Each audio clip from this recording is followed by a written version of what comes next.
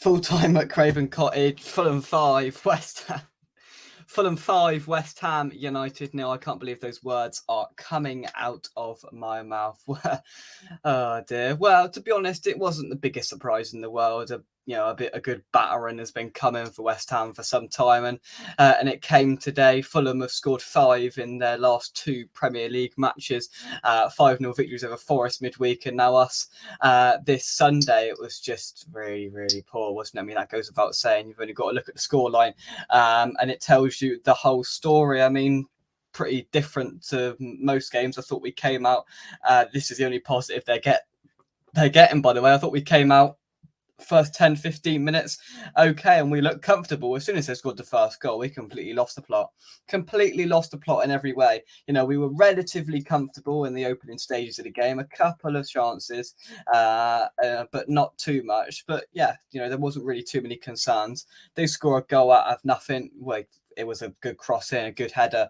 Gerd loses his man, but it's a good ball into the box. And it's 1-0 wins. Well, Fulham never looked back from that. It was Raul Jimenez, who I said pre-match it was a concern. I thought he'd pop up and score because he's a decent Premier League striker, and he came up and scored. And then from that moment on, Fulham never really looked back, with goals from Willian, toss-in from a corner, Harry Wilson and Vinicius to wrap things up on the 89th minute. It was just crap, wasn't it, really? It was flat. The only positive out of it was that away end. I mean, I could hear it on the on the stream. It was exceptional pretty much throughout the whole of it. We are West Ham's Incredible Army, all of the songs coming out, they tried to find some light out of it, the ones that stayed in to the very end, but apart from that, it was just utterly embarrassing. It's been a result that's been coming for weeks. We've papered over cracks for weeks. I mean, if you can't see that, it's blatantly obvious when you look in front of you, the performances and the results and the luck that we picked up in recent games, and it's all unfolded there. It's all unravelled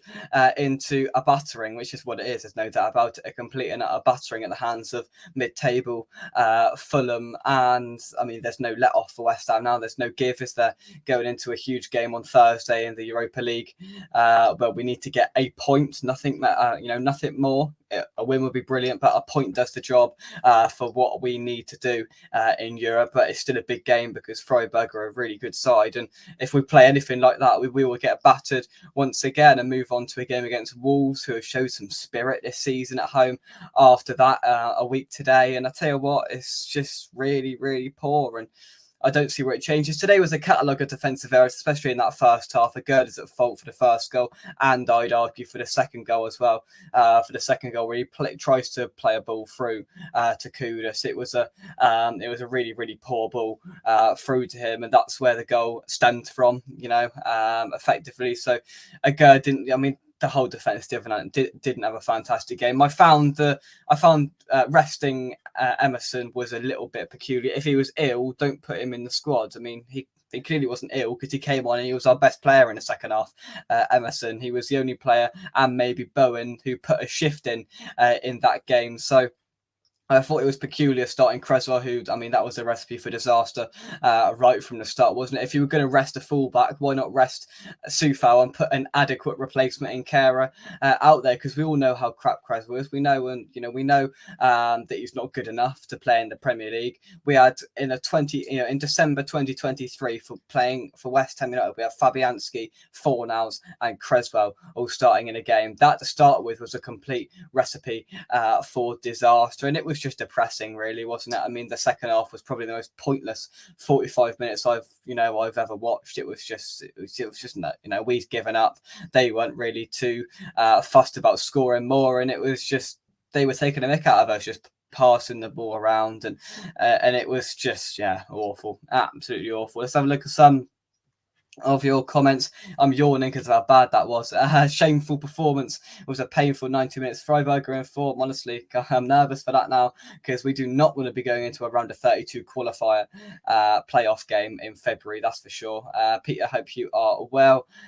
He says Moyes has had chances to use the squad, but he messed it up. I just found the whole left back situation thing strange today. I just didn't understand it, if I'm being totally honest with you. And then, I mean, Moyes' master plan as the Oasis song goes in the second half, was to bring on another centre half to go to a back five, which again I couldn't get my head round. The defensive errors weren't Moyes' fault, but the mentality, of course, and the tactics are all down to him. And bringing on another centre half to shore things up when we were 3 or 4-0 down at that point. Well, Moisey, good stuff. And then we brought in a couple of attacking players. Mabama didn't really get into the game. Ben Rama had a couple of slight moments of quality, but apart from that, not much at all. And then the next round of substitutes, he brings old Bonner on, maybe to rest Zuma, just to sort of protect his sort of injury, history. So maybe that's why Zuma came off, because how important he is. And there was really no point of him being on the pitch any longer, was there? I'm surprised Bowen stayed on the whole entirety of the game. I thought they would have protected him and took him off when the game was very clearly out of sight, but he stayed on. And it's been a really bad day. It's ended Bowen's consecutive away goal record. It's just one step forward and 2 steps back constantly for West Ham. If you look through the season so far, we've had a couple of good wins on the board, and then 2 steps back, against the likes of Brentford, against Everton, against Villa. These games where we've lost, and we played some decent sides, and Fulham were a decent side today. I haven't really got a bad word to say about unfair play to them. They were okay. They did what they needed to do. They didn't get out of 3rd or 4th gear, and they didn't need to. So for them, it's been a brilliant week for them. They scored 10 goals and conceded none. So they're in dreamland if you're a Fulham fan. So fair play to them. But they won't have an easier game all season. Maybe they'd argue it was probably easier Wednesday night, but they won't get an easier 2 games all season, because we completely let them dictate the play. It seems like, to an extent, that we were, playing walking football. And then it was just, it was a shambles. Miss Hammer says, I literally have no words. Bad, really, really bad. They didn't get out of 4th gear. They didn't. And it says here, Fulham could have scored 8 or 9 if they really went for it. Peter says, new manager needs to sort out the poor defence to have a chance of winning another trophy. Well, another trophy's fell off the cards if we play anything like that. Let's have a look here. David Bowles's here. Hope you are well, mate. He says, they could have scored 9. Well, it is what it is. Terrible performance. It certainly was. I mean, I say I've lost. I say I've got no words. And listen, it's crap. It's frustrating. But that's been coming for a long time, really, hasn't it? So we've papered over cracks. We've been really, really poor. And it's just, it's deflating, because it feels like we've taken one step forward by, yes, it's paper over the cracks. We've taken one step forward on Thursday night. We've got ourselves into a position, but if we'd have won today, we'd have gone up to 6th in the Premier League, and we've stared down that barrel of sort of positivity, and then we've gone nope, and we've put in just a really lackluster and pedestrian performance, if we're being totally honest, haven't we? So look, it is what it is. We've had that sort of mentality. We've had that result in us and that battering in us for a hell of a long time, and it's come to that. Michael, some down tools, they did that second half. It was just painful. We were playing walking football. Nobody really cared. We all knew the game was done, and the fans reverted to just continually singing. And I absolutely, fair play to them for that one. Miss Hammerite says, I was okay, but feel so disappointed after that. Dross sadly suspected it was coming, but didn't expect it. Didn't expect it today. I hope you're okay. Yeah, it was just, really, really poor. Let's get some thoughts of the guys joining us. Curtis, I can see it on your facial expression, and Gary, I can see it on your facial expression as well. Sorry for the technical issue there, that was my fault. But Curtis, straight over to you straight away. Where do we start? I turned it off after 3-0. We've got to we started quite lively, or looking like we could be a bit lively. And then as the first half went on, we gave them a few chances. Silly things that you should not do. Not closing the ball down, and then leaving Creswell. I'm going to say this about the first goal.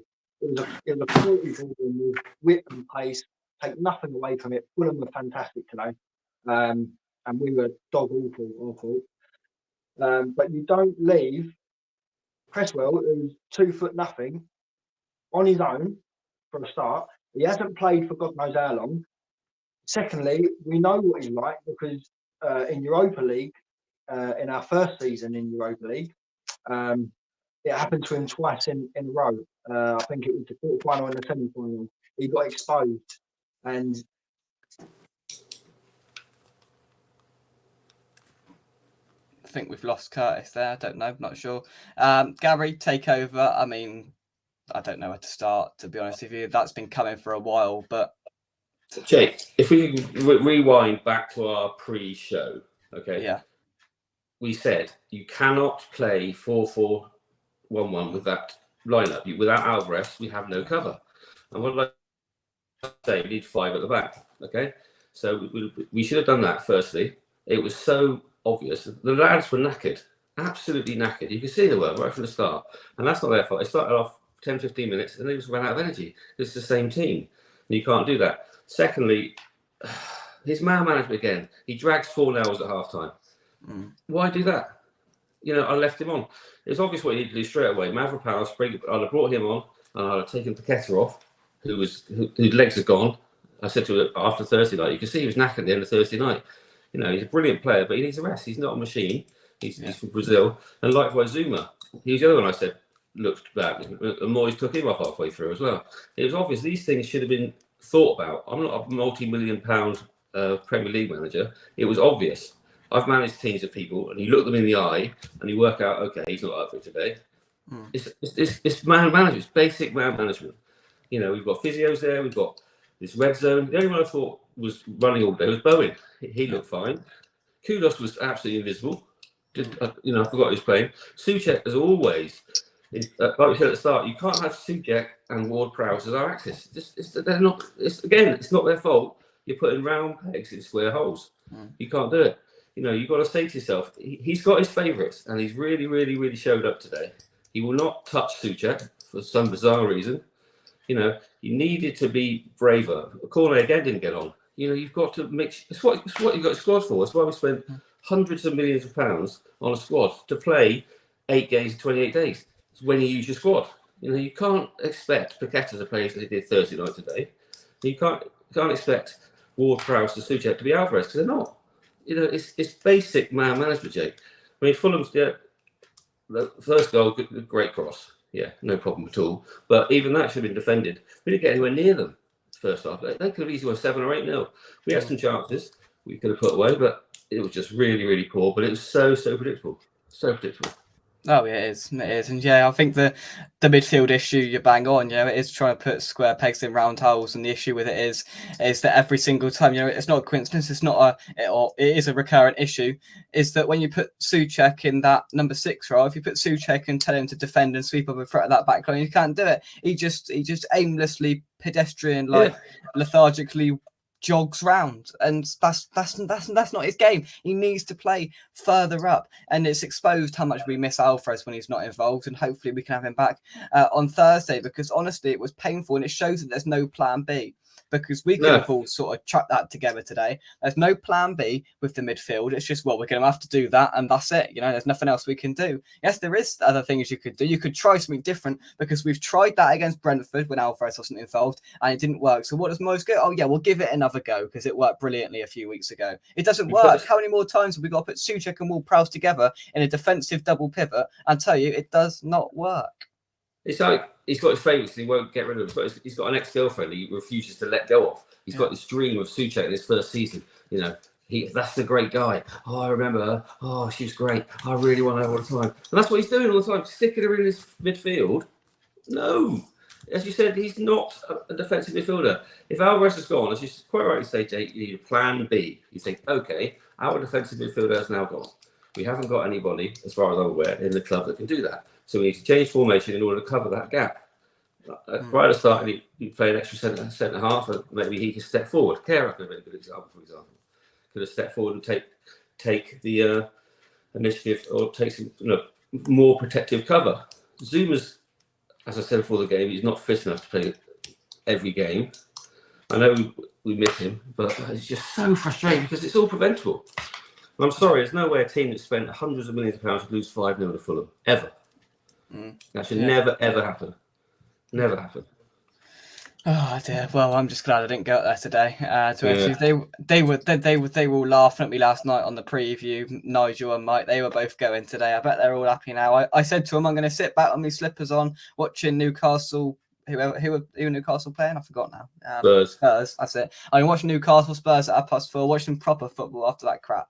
And I tell you what, it was just pathetic.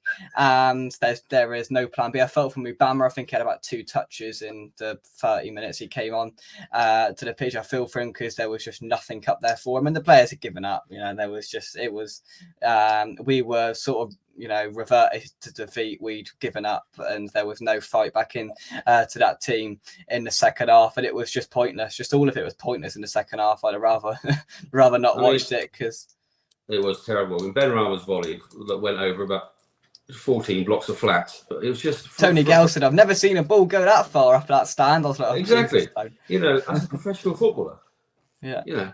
So those before when I was called Jake, you have footballers who press their head and their legs went up like that. Yeah. That's exactly what he did. So he went straight up into the sky like a rocket. Yeah. But what we got to do now is one game. Just move on, learn your lesson. But this is what I doubt about Moyes, whether he learns his lesson from it. I don't think he will. That's just, as you said earlier, Jake. I think he'll keep doing the same thing. As Einstein said, the definition of madness, doing the same thing over and over again, expecting different results. And that's what he will do. If Alvarez is not fit, he'll play Ward-Prowse and Souček because he hasn't got the guts to make a decision. To say, okay, you two can't play together. You move out of the team. You stay in the team. That's what he needs to do. But he won't do it. He hasn't shown the balls to go, I'm going to try something different. Maybe something a little bit unorthodox, because it's quite clear. I mean, he's managed over 1,000 Premier League games, so he's had to sit there and watch over 2 or 3 games they've played together, and it has just not worked for a minute of it. It's just been painful. Before the game, Jake, we said we've seen it. Yeah, exactly. We said the problem will be today midfield if you get the formation wrong, and it was so obvious. They just ran all over us, and it was just really, really obvious. That's what's annoying. If they had come up with a plan and think, oh, blimey, they were good today. But no, they did exactly what they said we were going to do. Exactly. For them, Marco Silva could have sat down 2 days ago and said, West Ham will play like this, so we're going to do this. Yeah. It's easy. Yeah. It's just I could do it, you can do it. I mean, they sit these Premier League managers, they sit and they analyse games, in the build up to a game of the opponent, and it's the easiest team talk or tactical analysis they'll ever have to make, because it's clear how to exploit us. It's clear, and I'm astounded. I'm astounded how Spurs didn't completely rip us apart on Thursday. And they probably should have done it in the first half, and in second half I thought they were abysmal. And I mean, they were worse than us, Spurs, which I couldn't quite believe. And today we got completely shown up, and it's a performance that, as I've said, has been boiling and has been waiting to come to the front for a long time. Let's take some comments. Please tell me they were singing West Ham's Claret Blue Army and not David Moyes' Claret Blue Army. They were singing West Ham's Claret Blue Army. I can guarantee you of that one. Bowen never stopped running, one of the very few that put in a shift. He had a chance near the end where he sort of bumbled it wide, and that could have kept his away goal record going, but unfortunately not. Dawson plays, and honestly, Dawson next week will show us how our proper centre back should play.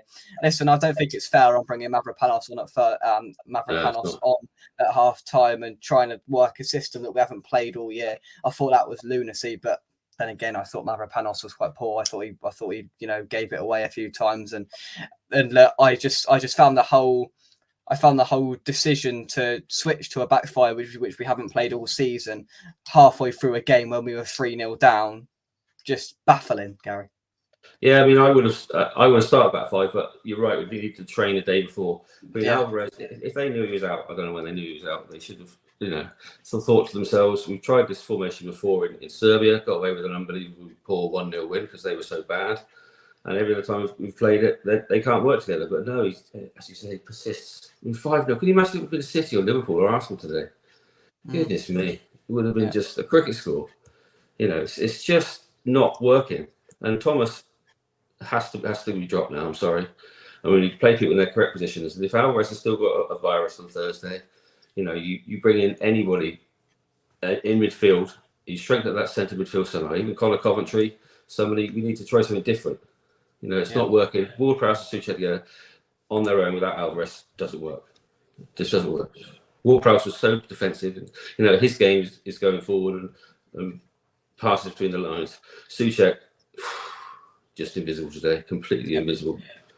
There was too many players that were invisible today. There was too many players that you only noticed when they gave the ball away. Kudus, Souček, Paqueta, and there's more. There's more. But I think again, I don't think you should underestimate the effort that went in the second half of Spurs, and that was only 48 hours ago. We said before the game. If you think about that the adrenaline was flowing. They probably didn't sleep well Thursday night. Friday they had a massage. Saturday, bit of team talk, and then Sunday they're playing again, and it was versus the same team. I don't know. And the subs I find baffling, as you say, Jake. Cornet should have come on for start. Let's get some width. Let's try something different. Let's get out. If we'd have got one goal back, we could have got made a bit nervous, but we put on 2 defenders at half time. Brilliant. The only manager in Premier League in the Premier League this season, when you're 3-0 down at home, is responsible to be let's shore things up and bring on a set on the left back. It's literally laughable, isn't it? If you were playing Football Manager did that, it'd be like, are you sure? You'd get sacked on Football Manager if you did.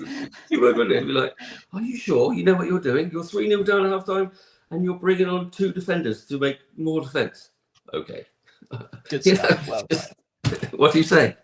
It's awful. Take some comments. Feel sorry for Bowen. He needed that one goal and no one was interested. Souček is his new Fellaini. Ronan, thanks for joining us. He says, we looked a lot better when Paqueta came infield to receive the ball. James Ward-Prowse and Souček were so uninspiring and did nothing with the ball. It does not work. I agree. Yeah, simply that sums it up. He also says, unfortunately, Benrahma and Fornals look as if their days at West Ham are up. Fornals needs to be starting to play well and he is no longer at that level. Benrahma has lost his spark at a sub. Listen, it's hard to disagree with any of that. If I'm honest, Fornals is a player where when he gets into the side, he needs to have a run of games in the side. But with the players that are in front of him at the moment, that's just not going to happen, unfortunately. And look, I do feel for him in a way, but it's just. He's just not going to get that game time where, well, as you could argue, Paqueta has been just as crap in the last 3 weeks than what Fornals could do. But this goes down to man management again, Jake. Paqueta's been flogged to death, and he should need the rest. Fornals should have rotated with him. He could get a few games, and he would have been better. But clearly, Fornals is always going to be first sub off for Moyes, whatever he does. But I agree. Benrahma should be shipped out to Saudi Arabia or wherever he wants to go. It's a devastating Sunday afternoon, but it's probably a Sunday afternoon that has been coming and been boiling for a long time. David says this will happen again, guys. 3-0 at half-time. Moyes goes to 5 at the back because he's 2 more. He doesn't see what to do. Yeah, it's almost like he tried to keep it at 3-0. It's like we sort of, we're reverted. Damage limitation.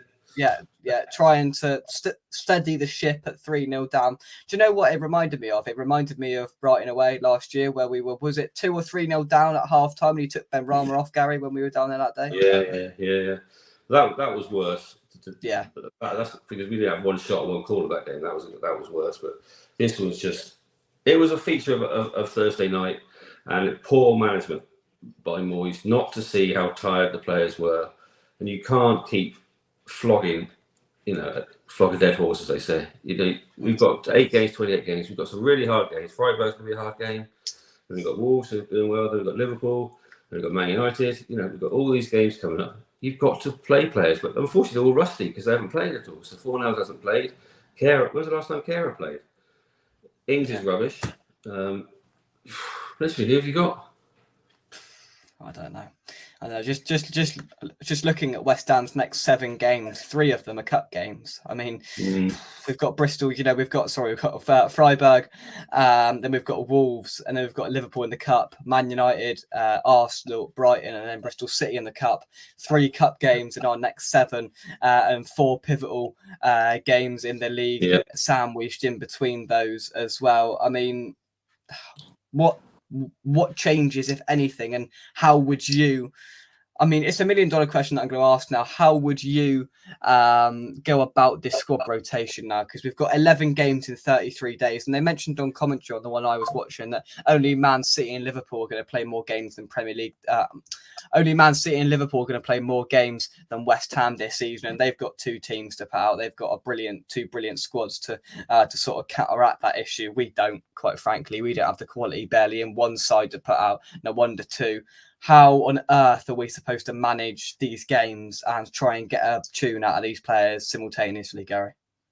Well, I think it's going to be virtually impossible for us to go down. So I think we should concentrate on the cups, concentrate on qualify, not losing to Freiburg. So we skip the February knockout phase, go straight through to March, tick 1.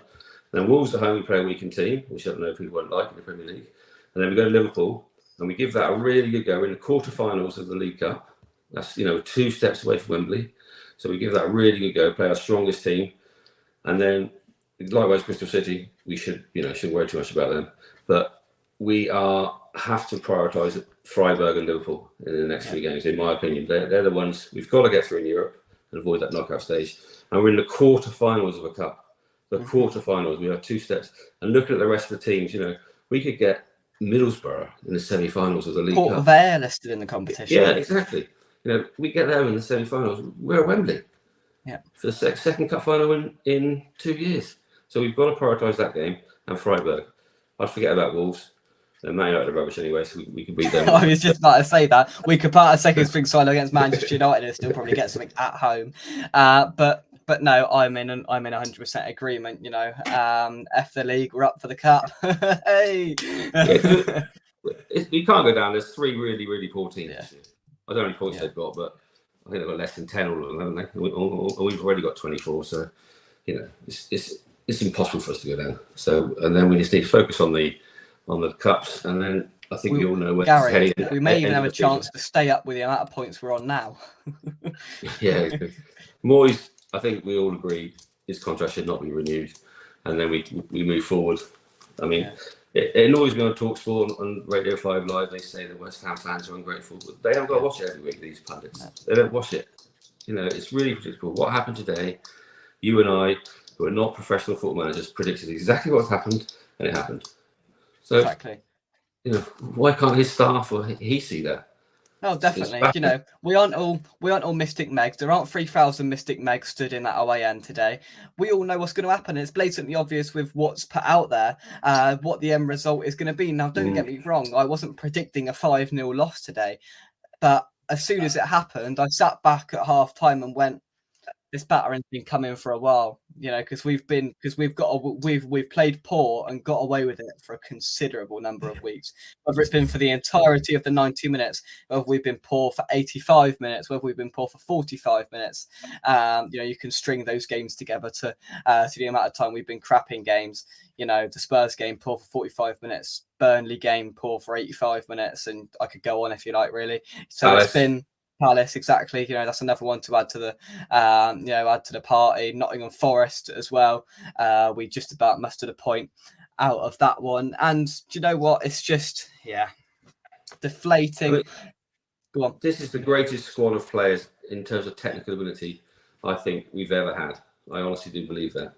I think, like I said before the show, Kudos, Paqueta and Bowen would get in Man City's team, in my opinion. Might not be starters, but Kudos is a brilliant player. Paqueta, City tried to sign, and Bowen is a brilliant player as well. Yeah. So, and he's not making the most of what he's got, but he's not being brave. And Lucas Paqueta, if you sat him down here now, so where do you want to play? He'd probably say just behind the front 2 or front 1. But what does Moyes do? Play him left wing. Make sure you get back.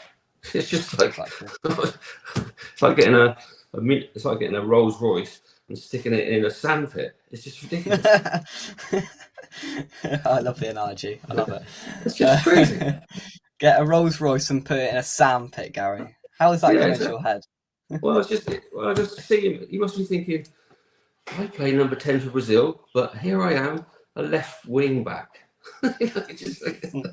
It's just bizarre. Because he won't drop Suchek, but he realises Paqueta's got to play. It's just crazy. It's crazy. It really is. Oh dear. Right. Let's carry on with the comments, shall we, before we wrap things up. That Souček goal against TSC will come back to haunt us now. We only need a draw to win the group. Get ready to be bored again. I tell you what, I said the exact same thing. Moyes will put 11 men behind the ball, all on the edge of the box, because we need to protect the point Thursday, because we need just a point to qualify as top of the group to divert past that playoff game in February. Moyes will be absolutely loving that. He will be sat there tonight thinking, oh well, poor result, but I get a part of bus and get a point on Thursday. Did you see what the away fans were doing at the end? Because I must admit, I turned it off before the end. So was there any reaction? No, I didn't see. But to be fair, they seemed to be having a grand old time from the stream I was hearing. The chants were going. They seemed to be not even watching the football. Yeah, they weren't even watching the football. They're just having a laugh. But listen, the fans were buoyant today. The players were anything but, to be honest with you. And after a brilliant win against the neighbours 11 miles down the road, you'd have just thought, why didn't we turn up today? And yes, I know it's putting square pegs in round holes, but it's just the intensity, the defensive errors that Moyes can't account for. Moyes can't account for Agard losing his man. Moyes can't account for Agard playing out a hospital pass towards Kudus that directly led to their goal, etc., etc. But he's still got to take the butt. We say this every week. We say this every time we lose. There seems to be defensive errors every time we lose, on top of the just crap tactics, on top of the mentality that is just on the floor.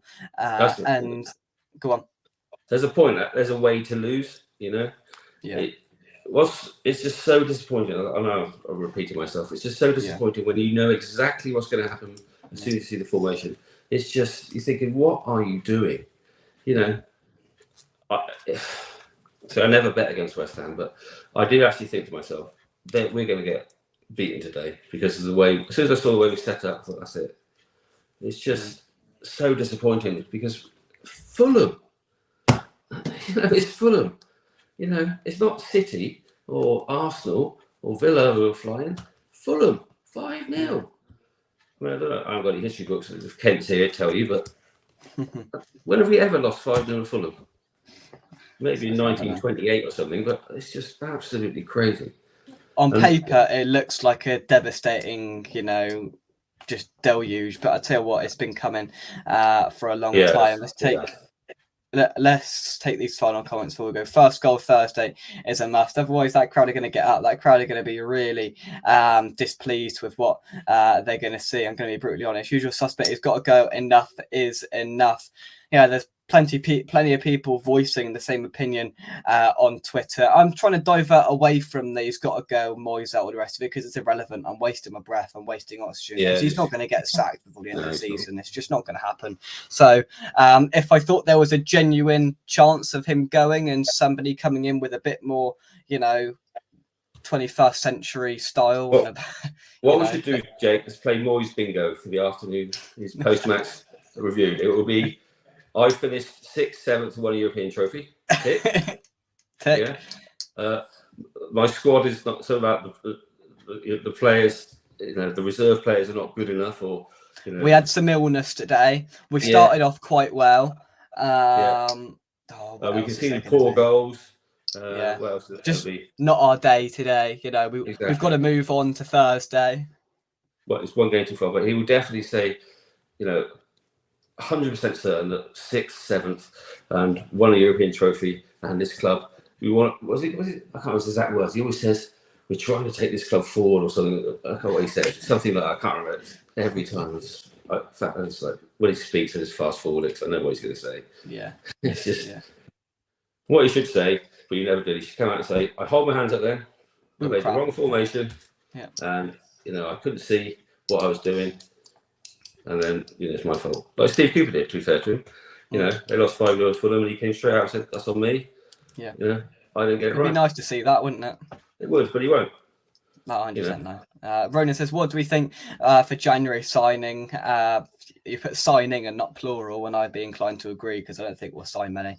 To be honest with you, I don't think there's the money there. And I don't think they'll keep chucking money at it. Maybe a striker for that no one's heard of from Tim Steiden for 10 or 20 million. But what we should do in January, 100%, is sell Ben Johnson. We'll get like 5 million for him, maybe. We'll sell Ben Rama. Hopefully, the salaries give us 20 million, 25 million for him. Fornals if he's not wanted. Well, I know they've kicked a year in for him, so he'll probably stay. And then Kera or whatever, if he's not wanted, get 40, 50 million in, and just get a striker and maybe a left back. That's what I would do. Nah, fair enough. Fair enough. David says Morley doesn't need to win 30, so low block and negative tactics again. I'm afraid, there's no doubt about that one. I'm fed up with this part of the bus crap, says Pete. Champions of Europe, you're having a laugh. Ronan says, I know. We have been unbeaten against Fulham for 14 games. I didn't know that. I didn't know that either. I'm still laughing, Jake. I actually laughed when I was watching it. 3-0 up at half-time, down at half-time. And I said to Lauren, I'm sure he'll bring on Mubama and Cornet. And who warms up? Maverick and Emerson. I just thought, this must be the first time in the history of the Premier League that a manager 3-0 down at half-time brings on 2 defenders to shore it up. It's just shocking. Oh dear. Right, we'll leave it there. Thank you very much indeed, everybody, for watching. Drop a like on the video and subscribe to West Ham Official if you're new. There'll be a Monday morning chat that will be with you tomorrow morning once I've cooled down a little bit. With a proper reflection and dissection of what we saw alongside what we've got to come moving forward. Gary, thank you very much indeed for joining me. No problem, Jake. Right. I'm going to go watching proper football. Sunday afternoon football is on. Peter Drury's on the box. Go and watch that. Drown your sorrows. I'm having a roast. Gary, thanks for joining me. Come on, you Irons. Go on, guys. And we will see you soon. We're here on West Ham Official. If you don't laugh, you'll cry. We'll see you soon. Bye-bye. Yeah, you got to. Cheers, Gary, mate. Thank you very much.